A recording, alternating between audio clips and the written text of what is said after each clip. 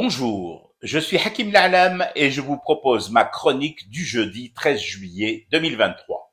Elle s'intitule Nekebro Shouya. Au début, je l'avoue, j'étais un peu dérouté. Faut dire que je suis aux antipodes des analyses froides et cartésiennes de la géostratégie, de la stratégie, de la géographie et des astuces pour ordonner en 20 secondes chrono les couleurs d'un Rubik's. La vieille école de l'UNJA et des principes inébranlables.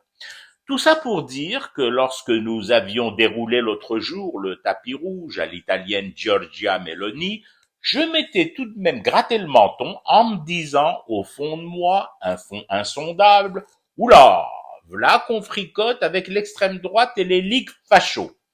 Mon menton était encore marqué du grattage que lui a infligé mon index perplexe, que les 5 doigts de ma main, enfin solidaires, s'en sont allés gratter le haut de mon crâne dégarni. Pourquoi? Cette fois, je venais d'apprendre notre rabibochage, notre rapprochement avec l'Iran. Je vous avais prévenu, je suis resté sur le foulard bandana rouge au cou, à la Renault, les Santiago usés et un léger accent zozotant à la Dylan. Donc, l'Iran, à mes yeux, c'était et c'est encore les ayatollahs, les pasdaras, enfin, toute une panoplie au vert pas très ragoûtant. Et puis, cessant enfin de me gratter le menton et le haut du crâne, parce que mes ongles criaient répit et ma peau plus fort encore, demandant un cessez-le-grattage, je me suis mis devant une glace.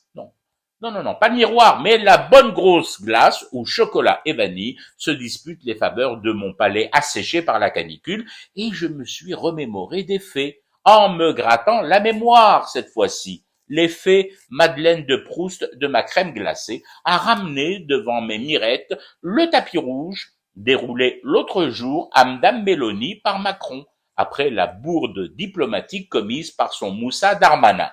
Elle a été reçue à l'Élysée, et personne, aucun garde républicain de la présidence française ne lui a demandé sur le perron briquet de prouver qu'elle n'était pas affiliée à la Ligue Mussolini. Ma mémoire, ainsi sollicitée, s'est ouverte à moi encore plus et m'a même susurré « Tafaddal Hakim, je vais t'en faire voir et revoir des vertes et des pas mûres. » Elle a de la mémoire, ma Zakira. Elle a rembobiné la vidéo et m'a projeté l'accueil réservé à Ben Salman, dit Moumouh Black-Decker à la Maison-Blanche, alors qu'était encore fraîche l'encre du rapport de la CIA prouvant par A plus Biden que c'est Riyad qui avait fait trucider le journaliste Jamal Khashoggi.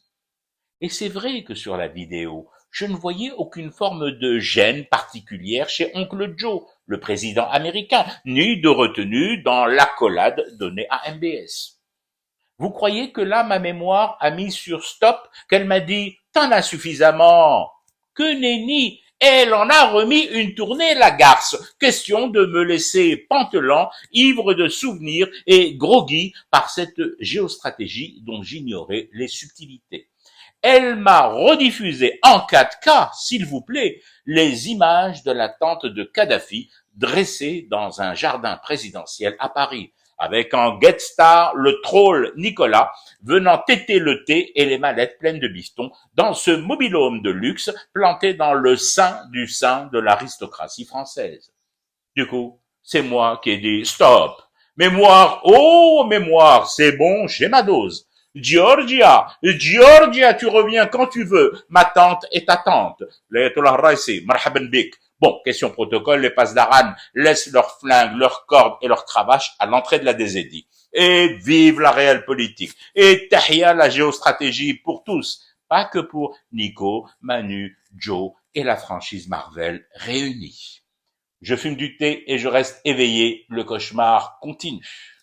C'était Hakim La'alam. Je vous retrouve samedi pour une autre chronique et une autre façon de dire son amour à l'Algérie.